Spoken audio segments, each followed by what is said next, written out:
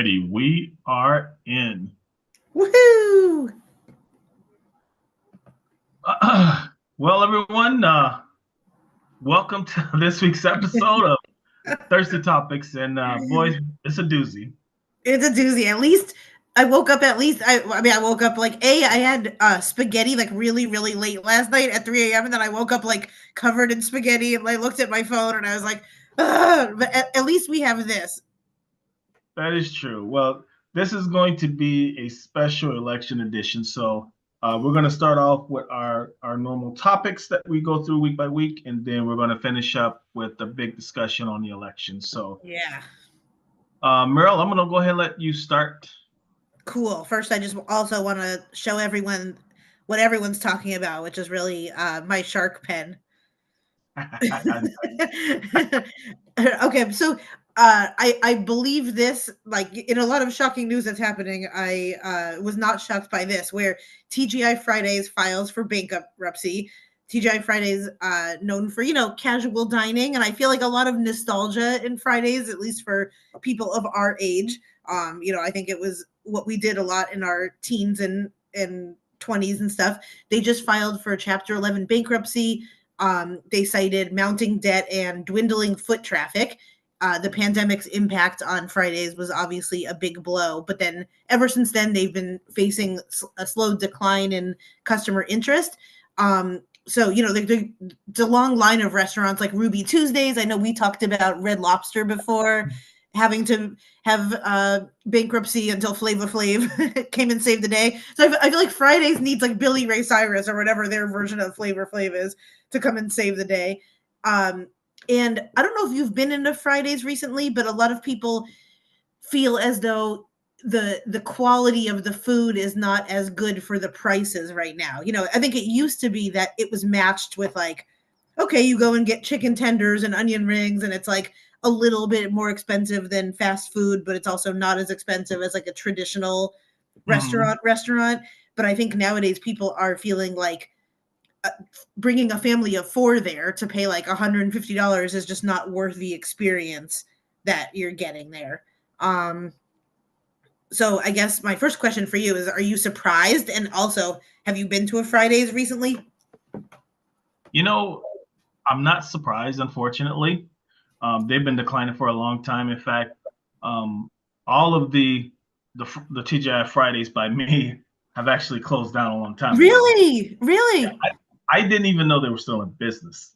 Are you kidding? Now, were they all like standalones, or were they in a mall, or? No, they were all standalones. And the thing is, TGI Friday was the place to go to back in the day. Yeah. And at one time, they had high quality food. You felt you got a good value, and it just felt like things just started to just die off. And it didn't get better; it just got worse, even around the holidays. So, unfortunately, I am really not surprised about them filing for bankruptcy. Me neither. And I feel like places like Fridays and Applebee's and Ruby Tuesdays, like it's fun almost in a kind of ironic way, but not to go there with your friends and like to try to get that feeling of comfort. But I feel like we're all looking for that and it's not there anymore. It's not at those types of restaurants. The ones that I feel like have done well, Texas Roadhouse is always like, I don't know if that's, yeah, I feel like that's one chain that seems to be doing really, really well. And like, but it seems like they've kept up with their quality of food. They've kind of adapted to the times, and it's just, I don't know. It's weird. I think for these like middle type restaurants, it's kind of closing down. Yeah, I mean the thing is that with the prices of food skyrocketing, I mean, used to be that fast food was your go-to when you want to get something to eat, but you don't have a whole lot of money. But that's not even the case anymore because the money that you spend at a fast food, you might as well go to a sit-down restaurant. Yeah. Or like on the lower one rung lower, I feel like the Denny's and the I know on the East Coast there was Perkins and stuff, but like those almost are going way cheaper where now it's like $4 for a breakfast plus you get a steak and like I think it's genius because they obviously see what's going on and they're trying to capitalize on the high prices of these restaurants now. So I think it's a brilliant move. Yeah. So do you think, is there anything like a Fridays could do, or do you think it's just time to shut it down, or like all like the Red Lobsters and the Fridays of the world. What do you think? Do you think they should just? Because they have very unique recipes, especially with their sauces. I think that they can revive it if they go back to what worked in the past, and also take a stronger look at, okay, what restaurants are doing well, which ones aren't. The ones that are doing well, what are they doing that's different than anyone else that keeps Yeah, them successful, and learn from that. I think you're totally right. And for me too, I feel like a lot of times these places try to do almost like elevated dishes, but then it really tastes bad. Like if you're getting steak or like shrimp or something there, you're going to leave paying a lot and not feeling great. Whereas if you get more of like the mozzarella sticks, like chicken fingers, like you at least Hmm. know what you're getting, and a lot of times it's kind of like what you expect. Oh yeah, I mean, like for example, I love the Jack Daniel's sauce that they have. It's Yeah. extremely good, and I haven't seen that tasted that sauce anywhere else. So they could capitalize on that because that was one of the things I liked. Plus, it was one of the very few places that still offered potato skins. Most places don't offer. Yeah.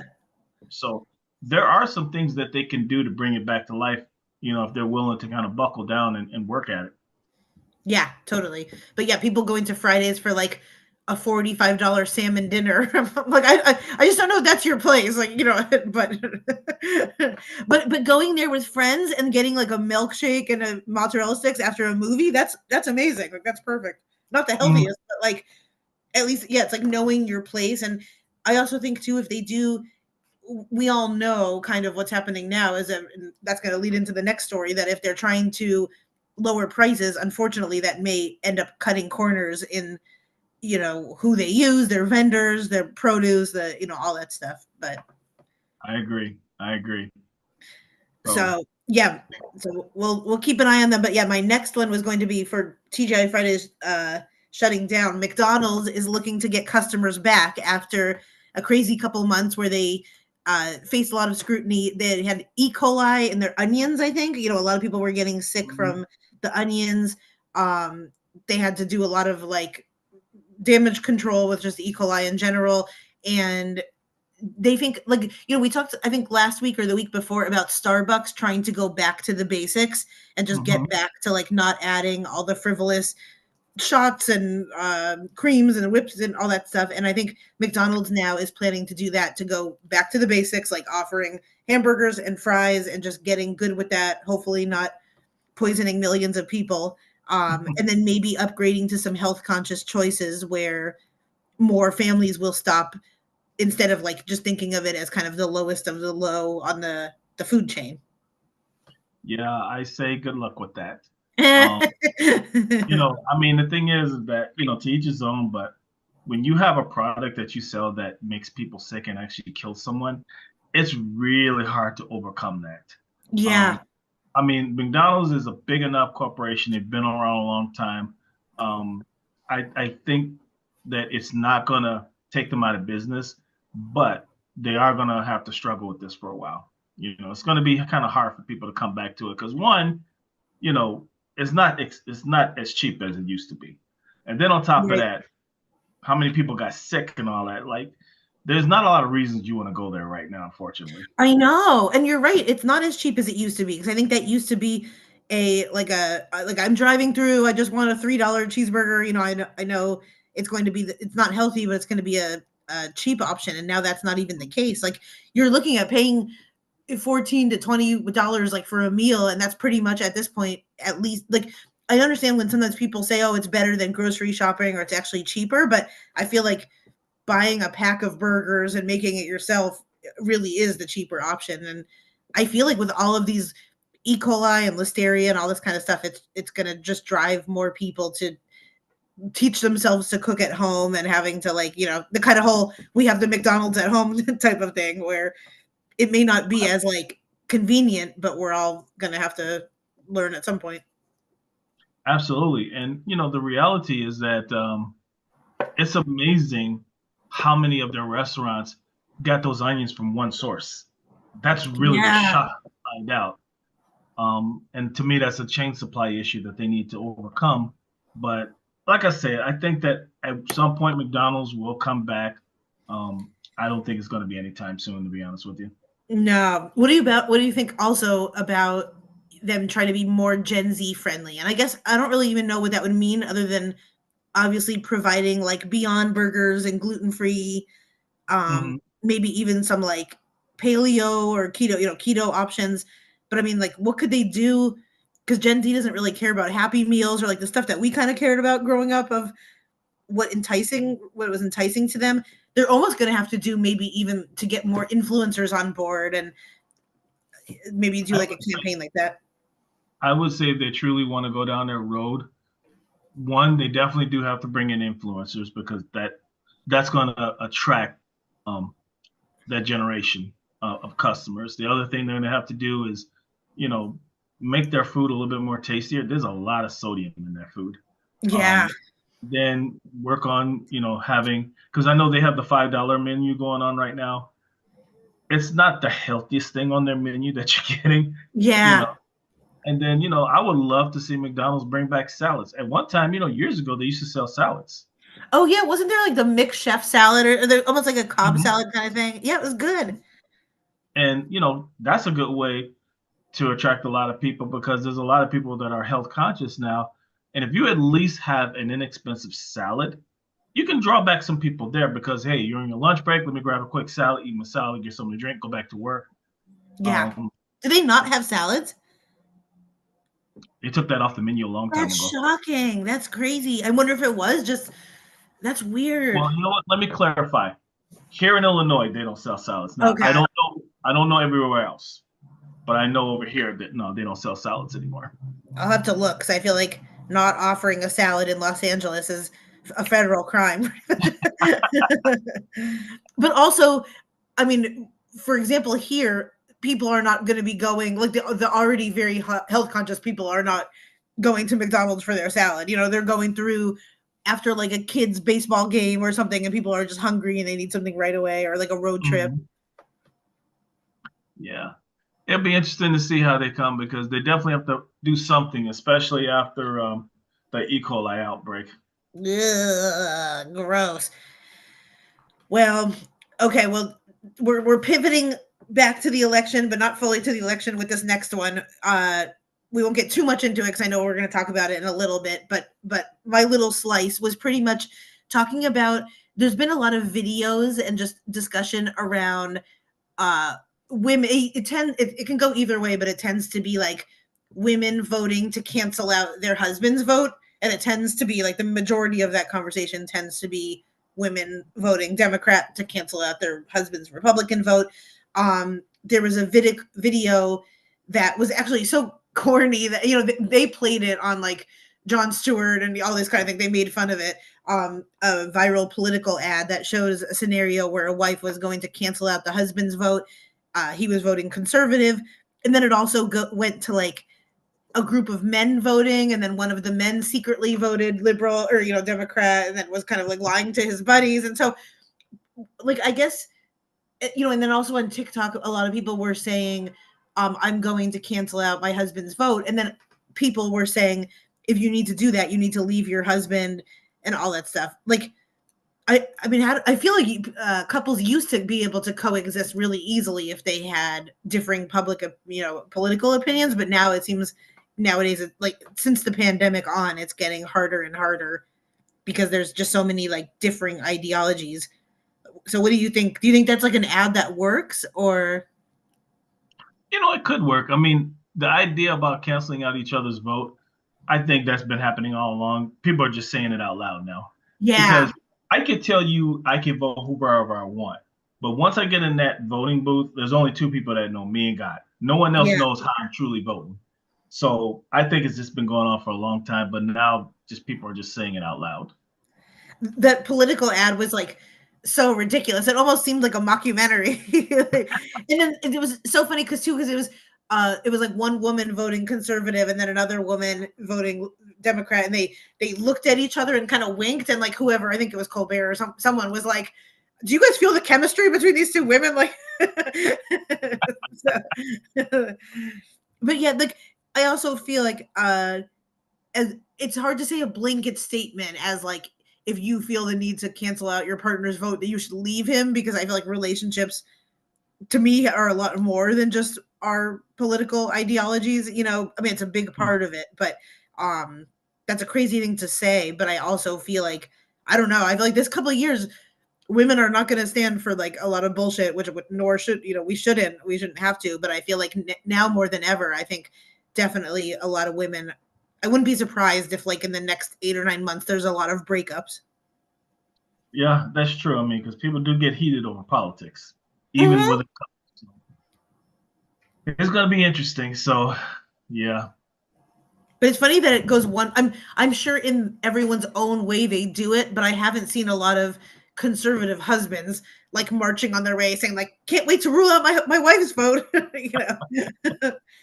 But I Yeah. understand where that comes from. It comes from like a power dynamic of of women Mhm. feeling like I have to do this to do this. You know, like I totally get that, but it's just um it's one of the many humorous discussions. I'm sure we'll get into in a little bit. Oh, yes. And I'm sure many of us today feel like smashing a phone or an electronic device, and we would be in good company with our friend Jason Kelsey, who during an interaction with fans, NFL player Jason Kelsey reportedly smashed a fan's phone.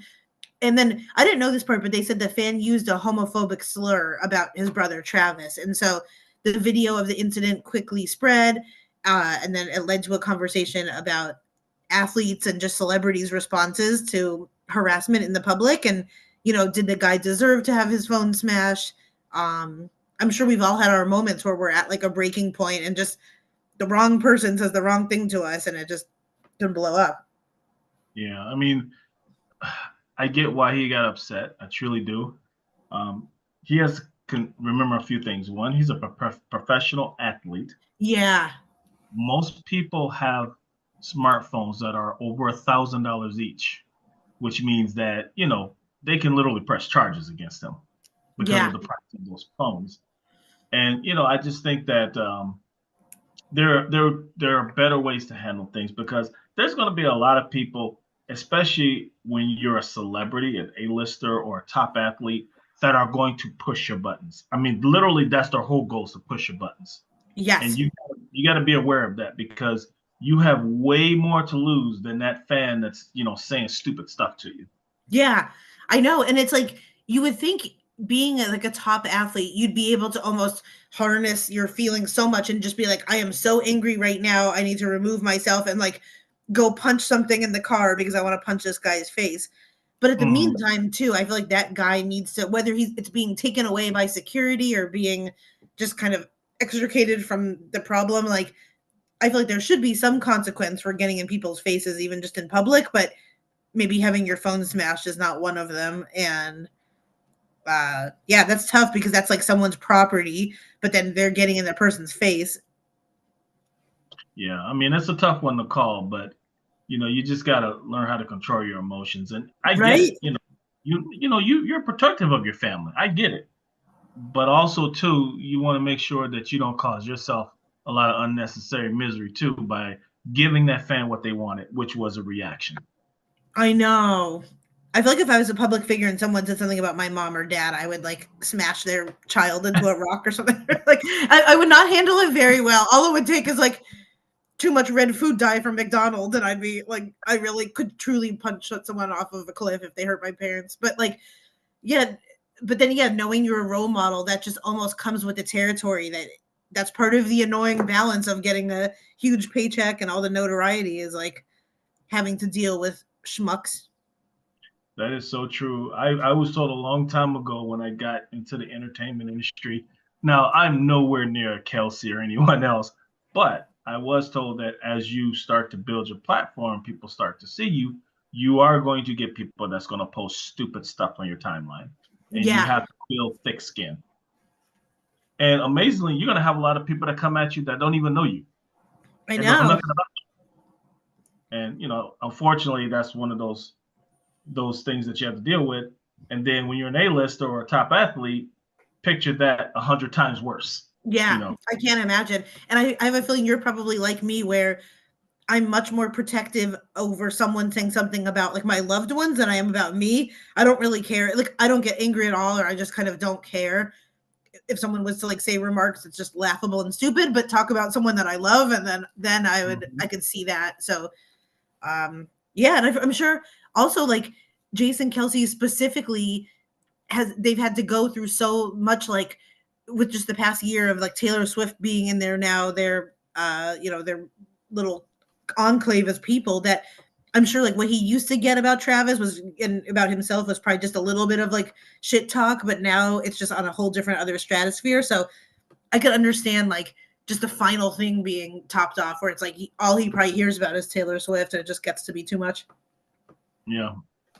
Let's definitely pray for him, because no one deserves to be messed to be picked with and prodded and trying to get a reaction at him. So I know. Do you think he's gonna have to pay for that guy's phone? Like, you know what? I don't know. It depends. I mean, the guy may be a jerk and want him to pay for it, but again, two wrongs don't make it right either. So it's kind of a hard thing. Me personally, I think he should not say he was wrong, but sometimes you do stuff to prevent other stuff from happening. yeah. You know what I mean? And again, doesn't mean that he was wrong in what he did, but to prevent any nonsense from coming on in the future. I know. Imagine if you're that fan though, and you're gloating like, "Oh, Jason Kelsey paid for this iPhone." Like, yeah. well, okay. Something that makes me want to smash something is a woman's viral post on gag-worthy first-class Delta food. So, a woman posted about her very underwhelming first-class meal on Delta Airlines. She called it a gag-worthy dish on Reddit. It showed, so obviously this like just sparked a whole bunch of stories about when you're paying airline food in general, especially first class, what is expected. Some people commented about other disappointing first class meals. Other people were like, oh my gosh, not on this airline, like we're getting like a full steak dinner on this other airline. And then I looked, and I have to say it's kind of ridiculous what they served her. I don't know if you saw it, but it was like, I don't know if it was gag worthy, but it was really, really disappointing. And if anyone wants to look, you could just, I'm sure if you Google like Delta woman first class meal, it was just like a big weird slice of turkey with like a hunk of cheese, and not great. And obviously like disappointing for what you're probably paying for first class. But I don't know. I mean, to me, it wasn't, she's not doing anything, but she's just posting it. And like, I don't think she's causing harm. It's just kind of like a funny talking point that she's posting, but what do you, I don't know if you saw it, but what did you think? I mean, the thing is, you would think that you would get this elaborate meal and elaborate service and everything because, the difference between a regular seat and first class could be anywhere from 4 to 5 times that price. I Yeah. mean, ridiculously high. And literally, the only thing that you're getting is you're getting a little bit bigger seat. You're getting on and off first, and sometimes you may get great food. Sometimes not so much. Yeah, yes. And like I think to me it was the food, but it was also the presentation, and that was like someone's fault on the assembly line of things went awry when, even just fold the turkey nicely or like roll it up. I think it had like 65% to do with the presentation, and the rest was just the offering of it, because I feel like there's nice ways to make it look somewhat presentable, even if it's just like a slice of turkey and cheese. Oh yeah, I mean, like I said, if you're gonna charge these ridiculous prices, yeah, they should get better. Okay, at least looking a lot better, like you said. I mean, they're paying a top dollar. Um, Yeah. so I don't get it. It's ridiculous. I agree with you 100% on that. It just looked like someone from the airlines like took it out of their own sandwich and was like, "This is good enough. Like I packed this from home, and I'm just gonna take this random slice of turkey." That's Dude, actually what it did look like too. didn't it? It just looked like someone took out their turkey that like someone's wife made them. Um, do you remember like any of your favorite airline meals? I don't know if I've ever had any favorite. Um, Most of the time, to me, it's like okay, Yeah. like a step above. You know, don't get mad, airlines, but sometimes it's a step above the gas station food. So it's not the greatest. I mean, it's not horrible, but It's not the greatest either, you I know. know. Yeah, same thing. I've had good airport food, and one time I was so hungry and I felt so bad, but I brought it on. I brought like a whole Chinese food dinner onto the plane, and I'm like, I'm totally that person now. I hate myself. I understand, but I was so hungry. But like, I always sometimes I'll pay more for the little cheese plate and crackers, and then Mhm. I always regret it because I'm like, why did I pay $12 for like two pieces of cheese? And Hunger make you do a lot of things. yeah. Well, we'll keep posted on that. And then my final one before we get into our juicy election talk is just a funny article I saw about Gen Z facing rising unemployment and mental health challenges. I mean, that part isn't funny, but the funny part that I saw was that a lot of Gen Z people are saying no to jobs that they're getting because they can't afford to have the jobs. Like they can't afford to commute to the place that it is. And they can't afford kind of the mental toll that it takes to have these jobs. I mean, that's just a topsy turvy world where, like, I do understand where some people might, if if you're getting like a minimum wage job, by the time you drive there and drive back, like you may be cutting out a few hours worth of work by the time you pay for gas and like meals Mhm. out and everything. And then you also, if you're Gen Z, you can't really afford an apartment on your own on like a minimum wage job in a lot of the bigger cities. So I understand where this is coming from. The article phrased it in a way that made Gen Z sound like kind of like whiny babies, but I think I understand more of the context of this. I applaud them because the thing is that you have to take a look at it and do the numbers. Does it make sense? You know, because why take a job if you're going to be struggling? That Yeah. kind of defeats the purpose. Maybe hold off and find you a better job. Also, mental health is a big thing that's come to the forefront because I know in a previous episode we talked about how a lot of younger workers now where when they come in and they see that either A, they've been lied to, Yeah. or Yep. B, the place they're working at is just so incredibly effing toxic, they get the hell out of there real fast. Where I know back in my generation, years ago, we run across those, we're like, okay, we don't want to be looking like Hopper. We're going to try and make this work. And now in hindsight, that was the worst thing to do because it takes a toll on your health. So I Yes. applaud them, for getting out of there. And it kills me when I hear employers say, oh, people today, nobody want to work. No, nobody wants to be treated like shit. That's the real Right. that's the real thing. Exactly. And I think too, during the pandemic, we all saw like I've been working remotely for a while, I think even before like 2016 or so, but it really dawned on me how like an 8-hour workday, if you're commuting 40 minutes each way, that's an extra almost 2 hours out of your whole day that you're not getting paid for, you're spending gas money on. Like it's just yeah, I think there needs to be more talk about if you're working a full-time job and you can't afford rent, like then of course you're not going to be able to take it. Hmm. Exactly. So yeah, I think they're doing the right things. They're looking at all the right things, and employers have to do one of two things. Either they have to change the way they do business, or they're going to continue to have problems bringing people on. Yep. Well, according to our new economy, things are going to be so good that we're all going to be rich and gas is going to be $1. That's a nice segue there. Thank you so much.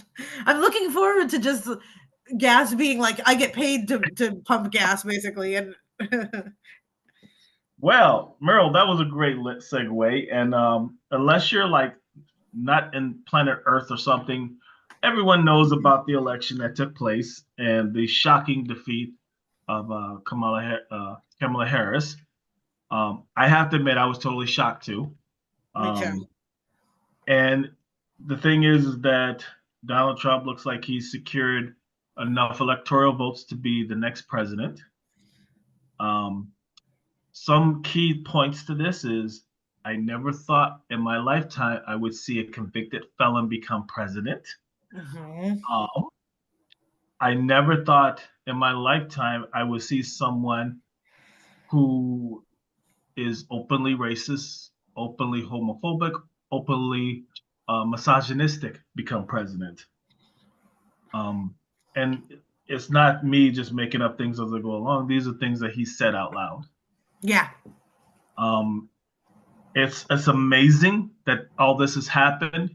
And I tell you, I'm still shocked. I mean, obviously, when you're looking at elections, anything can happen, but the way it went down and the way he won and how much he won by I know.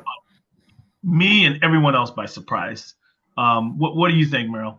I think the same thing. I was fine. Like this, I feel like I was pretty like stoic about my emotions until like early this morning. I was scrolling and I saw a picture of like a little sweet older like 91-year-old black woman like getting wheeled to go vote for Harris, and it just like the thought of like her not in her lifetime is that going to happen, and I that continues to make me very upset. But like I part of me almost feels not good about the fact that he won by so much, but it almost was like I think it would almost would be a tougher pill to swallow if it was like so close, or you know what I mean, like in some way it's almost like if you're gonna get beat, I want to get beaten like badly, but not in this case, like not in this scenario.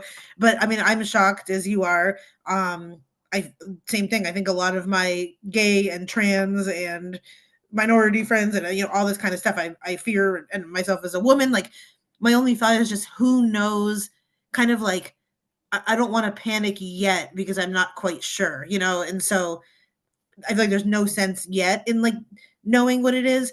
Um, One of my biggest concerns is that like what will this mean for our parents' age who are on Medicare and all that stuff, who do have high risk things, because I feel like that is a tangible thing that he's mentioned that could change and that directly would impact all of us, those of us who are still lucky enough to have older parents around and older relatives. Like if they get stripped away of their health insurance because of their already like their risks, that would be terrible. And also the environment, just what it might mean to like Antarctica and like a lot of the protected wildlife. I feel like those are two of the issues that are just troubling me. But yeah, I mean, I guess like it's one of those things that I'm like, okay, if that side feels as much as possible that things are going to be great and like everything's going to be better, then like show me kind of thing. But What do you think went wrong for the Harris campaign?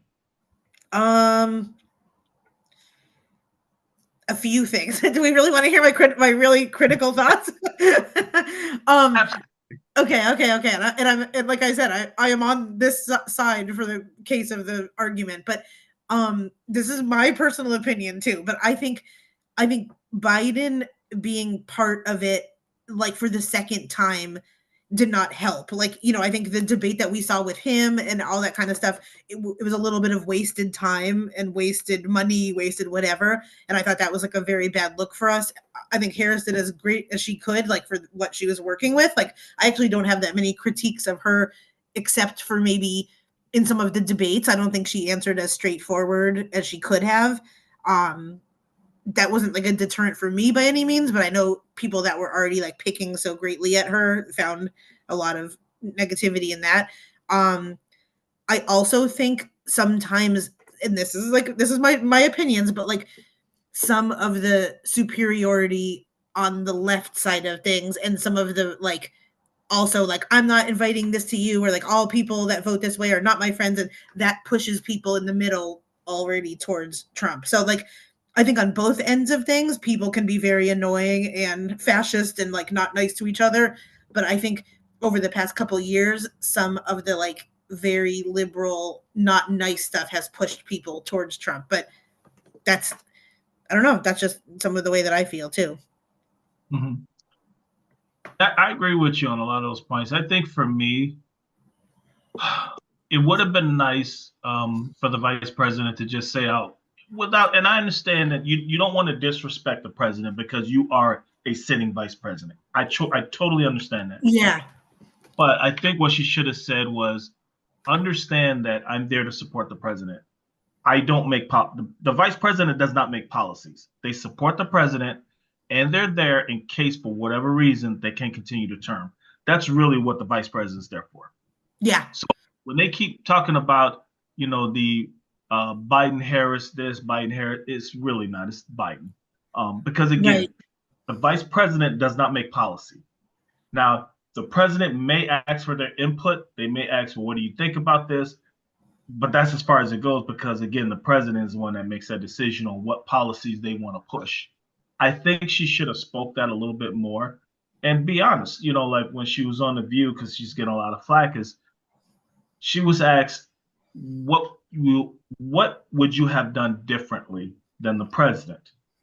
And she was basically saying she couldn't really think of anything. That's not totally true. Yeah. Everyone always has a difference of opinion on something. And you don't have to slam them or disrespect them. You could just say, well, as an example, this right here, I understand why he went this way. I probably would have looked at it a different way. Mm-hmm. That would have been respectful to him, but also show that you do have a voice going the other way as far as what you want to see. I think the hidden factors, and it's just me personally, but I think there's a lot of misogynistic things that happen during the presidency, where whether it's white men, black men, that did not want to vote for a woman. Yeah, I absolutely. but I think No, that, and I think the 100%. other problem is that I think that I'm sorry, I mean to cut you off, but I think the other problem is that there's still some people, unfortunately, in this country that do not want to see a person of color holding an office. I agree, and that's disgusting. And like anyone that feels that way, I feel like are so behind in like a conscious spiritual way. Like I really thought our time was ready for all of us, like as a collective. I really thought we are ready for like a feminine leader, and Mm-hmm. and also with Walls is like I thought that was a perfect setup where I'm like, okay, it's not too scary to people where it's like you don't have this crazy batshit woman and like you don't have like 3 women at a time. It wouldn't be too scary for people. What you would have is like also a football coach and someone that's like also saying they're a gun owner. Like it was a palatable team, I thought. And I'm like, okay, if there was ever a time these two people, for people that are like scared or threatened, are, and I'm saying this in quotes for people that are listening, are, this would be a good duo rather than like a Hillary and someone else. Because I thought this was as palatable as it could be of a woman and someone of color coming in. Yeah, I mean, I know that it probably won't ever happen.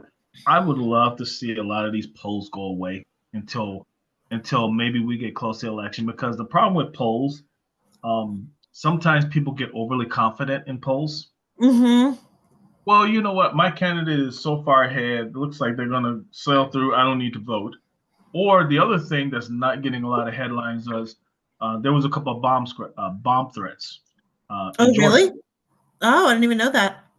Yep, at 2 polling places. So they end up closing it down for an hour. Now the courts jumped in and say, okay, we're going to extend it an hour because we lost an hour. But the problem is that there may have been a lot of voters that were too scared to go back and vote and just decided to stay home. So yeah. And I heard that also like the younger people didn't come out and vote as much as we thought. I need to like check the numbers on that. That was just something that I heard on a podcast. So that's very allegedly, but I heard that like a lot of Gen Z people, which I would think would be the complete opposite, but I've heard that it's not that at all. And also, I mean, just from like my end of things, I'm Jewish, and I've also like at the last minute, I think a lot of Jewish people voted for Trump because of like the Israel Palestine thing and just some, so it's crazy where now I'm seeing on some of my timeline some Jewish friends saying like I'm voting for Trump because of anti-Semitism. I'm like, what? Like I feel like we've had like this weird like 180 where everyone's like we're in like an inverted universe almost, Yeah, I mean, it's interesting just to see all this play out. I was talking to my aunt, and I was telling her, I said, our great grandchildren are gonna look back and go, "Are you effing kidding me? Did all this right? stuff happen back then?" Exactly. And now with like the trio slash whatever of like the Trump, Elon Musk, JD Vance, like RFK, it's just like, oh my god, it just seems like a Marvel movie. Like, It really does. I mean, what do you think, Merle? What do you think all this means for us as Americans moving forward? That's a good question. I mean, I think to me, this week and this month means what we all have to like start with our own lives and just our own, communities and relationships and make those as good as we can. And just like right now, for the time being, like exercise all of the rights that we do have. especially for women. I feel like women are. I have faith that women are gonna like band together and kind of become stronger about of all this. Like I really do think so. Americans wise, I mean, like I hope I can only have faith that some of the things that people voted for, like a stronger economy, this and that, I'm like, we'll see. I mean, I don't know. Like I said, I can't like I don't think it's one way or another where I'm like, this is definitely gonna happen or not. I also feel terrified for people. I think it's very ironic that like part of our talk as Americans and very privileged where like the whole moving to somewhere else and somewhere else where like part of what he's going to do is just make life very tough for immigrants and deport people in probably horrific ways and like the children of immigrants being sent back and just all that stuff. It's very rich that a lot of people are like leaving America when part of what's going to happen I think is not going to be great for people seeking asylum. Yeah, I think for me, it means that the fight still moves on, and you know, if even if Trump doesn't do everything that he said, but this is a part of it, um, we need to be vigilant and fight it because the reality is, if for whatever reason, like for example, he gets the tariffs passed where he wants to do 50% or more tariffs coming in, and it to me, it's sad to see when I see Americans say, "Oh no, no, that's going to be them." That's the other countries they're paying. No, they're not paying for it. Right, we're paying for it. Yeah. What's going to happen is if they add a 40% tariff on vehicles coming into the country, they're going to slap a 40% hike on the price. They're not going to eat the cost of that. Right. Yep. No business in their right mind is going to do that. The 2025 plan that they've been talking about all this time. Let's hope that none Oh of those my things. God, I know. Yeah. It does. You're going to find out the hard way what people are talking about. And I just think that you just need to do a lot of praying and then also, take a strong look at yourself and what you're doing because I think we're going to be in for a bumpy ride. I know. And yeah, that's the thing is I don't want to panic yet because I started like freaking out to my boyfriend of just, a scenario like what if they do take away gay marriage or, that kind of stuff. And so, or like, two of my best friends are married and gay. And it's just like, what if they deem that marriage wasn't, like legal or anything. But I also like, I don't want to get hysterical before that stuff happens. And we may be like that may be not happening or, many things can interfere before something like that does happen. So I agree. I think the thing moving next is we got to take a long, hard look at ourselves, where we want to be, what we want to do. And I think the biggest thing is we need people to have courage to step up and jump into politics because we're getting a lot of the wrong people in yeah. politics. Because a lot of people don't want to deal with the nonsense. They don't want to deal with all the garbage and all the backstabbing and all this other nonsense. And I think that over the last decade, I think we've scared a lot of good people from even wanting to get into politics. Right. I thought about that where I'm like, I feel like the left should almost like take back the American flag or you know what I mean? Like I wish people were like I think whoever our next candidate is really going to have to like ride hard for like the American ideals and more of that way because I think we tend to underestimate the rural voters. So it's like Mm-hmm. we're going to have to go because I thought about that. I'm like now when you see the American flag, you kind of like know what people are voting for the most part. Of course, there's exceptions, but I was like that would be so cool if like the next campaign just really went back to that. Yeah, it'll be interesting to see. Trump has a hearing coming up on sentencing for those 34 counts, so that's going to be interesting. So what will happen then? God, please not JD Vance either.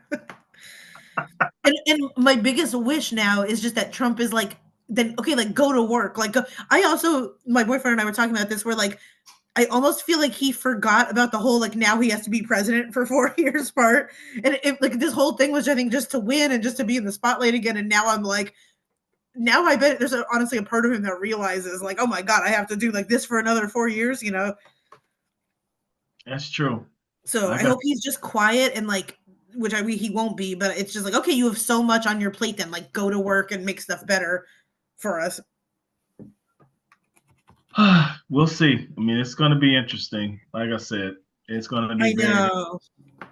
And like this is definitely more of a regional slash like governor issue. But I mean, here in California, a lot of like, and I know this is the case for a lot of like Democrat cities like San Mhm. Francisco and stuff where they really are like falling apart, where like LA truly is like a shithole in like a lot of places, and they're closing down businesses, and like, you know, West Hollywood is like boarded up, a lot of it, and it's just not nice. But I don't know if like a Trump presidency will trickle down to help that, because that's a lot of, and we talked about this before with like drug issue, housing issues, you know, like I don't even know if that will like change in the next 4 years. But that is definitely like an immediate thing that I see all the time is like, you know, not feeling safe because there's someone like with their pants down, like shooting a bow and arrow at me in like Santa Monica, you know. So that's definitely like a real issue that I think a lot of the bigger cities deal with, that I don't know if that will get changed. Yeah, it'll be interesting to see. Like I said, I think that it's going to be a very, very bumpy next 4 years. I know. So, what a day! What a day! I know, and it's so funny too. I have a comedy show tonight, and I'm just like, okay, my whole like set about the holidays. All right, like I don't even know. I mean, that's the other thing too is learning as creators. Like I feel like, I mean, you and I are doing this today because it's our standing meeting, and I love doing this, and hopefully it gives the chance for us to talk and for other people to talk with us.